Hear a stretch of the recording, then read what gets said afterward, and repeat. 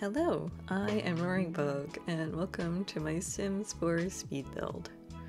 Today I am making a Homey house, and it is based off a picture that I found on Pinterest. So let's get some things out of the way.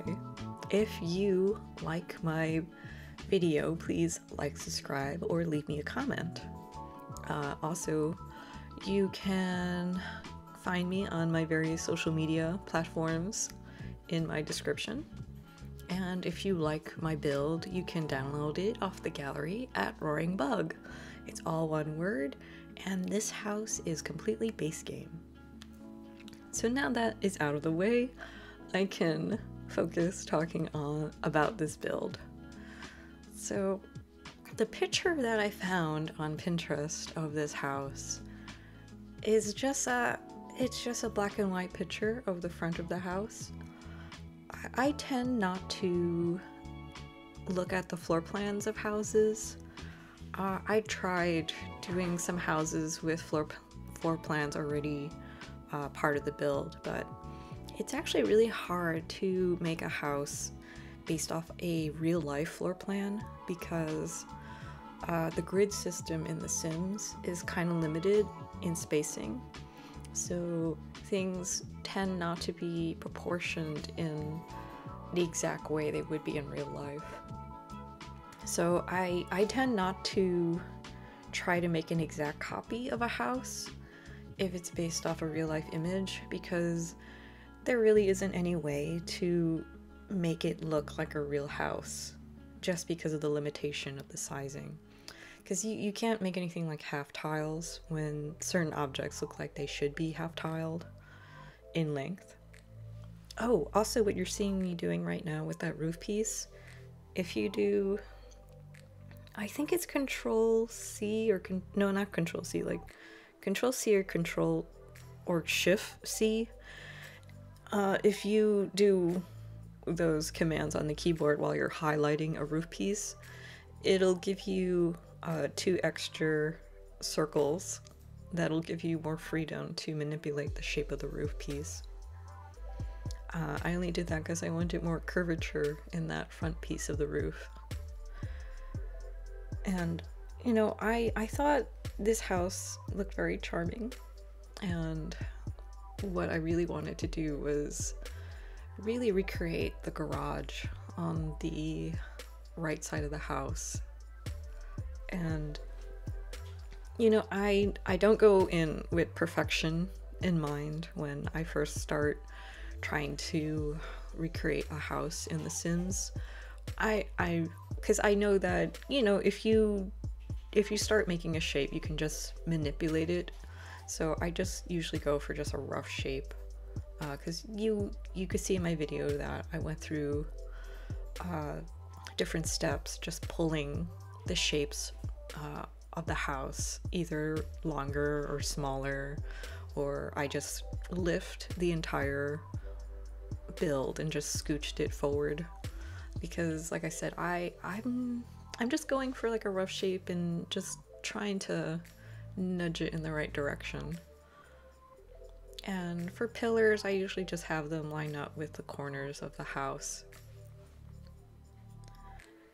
So I just wanted this house to have a nice little deck in the front, and eventually it'll have a nice little deck in the back too. But the side on the left part of the house that has like that tower structure, I think is pretty unique. I'm just winging it because I don't have a full image of all the sides of the house. I'm basically finagling it and just making it up as I go, because I only have that one picture of the house, and I just thought, this looks pretty cool, I can try and probably recreate it. But like I said, the rest of it I'm just taking creative liberties, trying to make this house look interesting. And if you're new to building, frankly, I think that's the fun part about building, because when you're making an exact copy, sometimes you feel restricted or you feel upset that it doesn't look exactly like an image. But, you know, this house is just inspired by a picture. And, you know, you're making it your own when you know, do your own thing and, you know, try to have fun making something look nice in what you think is nice, because, you know, art is subjective, and what you might think is interesting or cool may be different from somebody else's opinion. And I'm adding all of these little bells and whistles to the house, like these extra pillars to give the front a little bit more depth, or those little corbels, which is the name of those little pieces I put on the roof. I had no idea that those little pieces were called corbels. I actually learned that from watching other YouTube builders, and I'm like, okay, that's what that thing is called. Like, you learn a lot just from, like, seeing other people do things and get an idea of what you can do or what you can't do. You know, it's like art. You know, you see something that you can try and recreate, and then it becomes part of your repertoire and becomes something that you realize it's like a feather in your cap. It's just one of the things that now you can do. So, you know, you just kind of build on it, like what you're capable of, just by slowly doing things and just testing out if you can do them. Because there's always the bulldoze tool, so you can always start over again if you don't like what you're doing. This house, I mainly had a good idea of what I wanted to do. I really don't do too many houses freestyle. I do some for my own personal gameplay, but for these speed builds lately, I've been doing a lot of houses inspired by pictures, just because, you know, you can't go wrong with doing something from actual real life. I mean, you know, they say art imitates life. Well, you know, when you see an actual house, you know, you're like, oh, it's out there in the world. It looks great.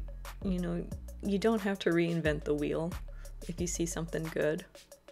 You know, you're just, because it's your own when you do it yourself. That's like what art is about. So, oh, just a tip here. So if you use that terrain tool, you can hit Control and the bracket key to put the height to a specific height that you want. So that saves me a lot of grief, because for the longest time I was crap at using terrain tools. But after I learned that you can set the exact height for your terrain when you place it down, it's made it so much more easier to put terrain tools. So that's my tip if you're using terrain tools. Oh, also what you're seeing here is I put terrain paint for the gravel for the driveway, just because if you have a raised terrain, you can't put any tiles on it. You have to use terrain paint, because if not, like, because the tile wants to be flat, you're gonna mess up your terrain. So I wanted that slope. So in order to preserve that slope, I had to use the terrain paint instead of using the tile. If I could put tile, I would love to just put tile. But yeah, just couldn't do it. Oh, and I swapped out that bush because I don't know about you, but I really like when the terrain is like the bushes are darker. When they're that like really light green color, they look almost neon and they look really fake. And it kind of breaks the immersion if you're, you know, trying to recreate a realistic looking house and you have like this cartoonish looking neon green bush. But I was like, yeah, they have a darker swatch. I always go for the darker swatch. And, you know, I've been actually really organized about making this build, because I did basically the entire exterior before I moved into the interior. Yeah, and I don't really get it, but if you like delete like the stairway and it's touching some windows, it'll delete the windows too. And what you're seeing here is me trying to figure out how to put those stairs there. I know it looks like I know what I'm doing because I put the stairs in like the right place, but this is like the 4th or 5th time I mess with these stairs because like I know in a certain way you can stack them, because I saw some YouTube video about stacking staircases and I was like, I'm gonna make this work. I did it once, I have no idea how I did it, but I was like, I am gonna do it again. And I thought about putting another railing, but then I was like, it doesn't need it. But yes, that's like my designated stairwell in this build, and I think it looks realistic and like it makes sense that it's like tucked away so that it frees up the rest of the space. Also, the 3rd floor with that roof, the full gabled roof, it's like in my way all the time. So periodically when you see me doing furnishing and different build stuff, you're gonna see me move that roof back and forth. It just moves, covering the roof, uncovering the roof, like back and forth all the time because I keep going there and messing with it because I can't see anything inside the 3rd floor without moving that roof. And some people have said, like, I know some people have tried to do like maybe multiple roof pieces so that it avoids like clipping or having the build like in your way with the roof pieces. Frankly, I don't really think it matters. It's kind of like a lot of trouble to do multiple roof pieces, especially at like when you do gameplay, you're probably going to end up just playing with all walls down just so that you can avoid seeing the roof in your way. So that's why I don't really bother doing multiple roof pieces for the roof. So as you can see, I am making a very small kitchen. I'm sure it's not that small, it just looks kind of small because the rest of the house is so much more bigger, but you know, I just wanted this very functional tucked away little kitchen, and I have this bathroom, and I feel kind of awful. The bathroom is the same size as the kitchen, but I thought it'd be nice to have like a really nice large bathroom on the 1st floor. And now I'm just replacing the lights. I thought about putting a chandelier in that stairwell, but I realized there's actually no wall, no ceiling for it, that chandelier to hang on. So I decided to put wall sconces on the side of the walls instead. And then I thought that is too many chandeliers, so I just decided to layer up the tiny saucer lights in order to make the room brighter. So this is more or less a open floor plan concept where I had the living room and the dining room in the same space. And I just kind of made the space sectioned off with rugs so that you can see that one space is, you know, definitely for the living and the dining. And I put a computer in this space as well so that it's functional. And you're just gonna see me zoom by just putting stuff down because it was either that or see me doom scroll through the catalog looking for items. But this garage, I wanted to have some kind of function, so I put a debug car, but I put some gym equipment and an easel there just so that it has some kind of gameplay. So this roof, I doubled it up just so that the wall touching the inside of the 2nd floor will show the wallpaper of the interior. And I had some trouble doing the layout for the 2nd floor because I was like, oh, I don't really know how to make all these rooms accessible. I'm not really sure why I colored each wall individually when I could have just held shift and painted all the walls at the same time. But that's what I did. So on the second floor, I was able to get 3 bedrooms and a bathroom. And I wanted the attic space to also be another bedroom. So I imagine that this is a room for a teenager. Or it can be anybody's bedroom. I mean, it really depends on your gameplay style. But I think this is a more, I don't know, I feel like it is like a teen's room because I put that book bag in there. But I imagine that this is a teen that, you know, wants to get away from the rest of their family. So they just commandeer the attic for their own space. And this front room here is going to be a room for a child. And I used some really obnoxious wallpaper, but you know, it's a kid's room and it's like the only time you can use like the really loud wallpaper. And the room with the floral wallpaper, the palm tree wallpaper, that's going to be the primary bedroom for the parents. And I use like the 9 key in order to raise that mirror into that dresser, so it kind of looks like a vanity.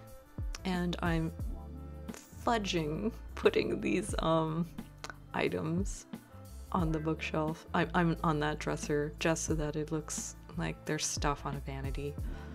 And you know, like a tiny bathroom. And the room closest to the parents' bedroom I decided to make into like an infant/toddler room. Like, I don't plan to use this house, but I wanted to cover all my bases, so this house can house a sim in every life stage, from infant to toddler to child to teenager to an adult. So like, I think there's enough space to put all 8 sims in this house. If you put like another bed, like a bunk bed in the child's room, I think that's feasible. You can even put like 2 individual single beds in the attic if you wanted to, but you know, it really depends on how many sims you're playing with.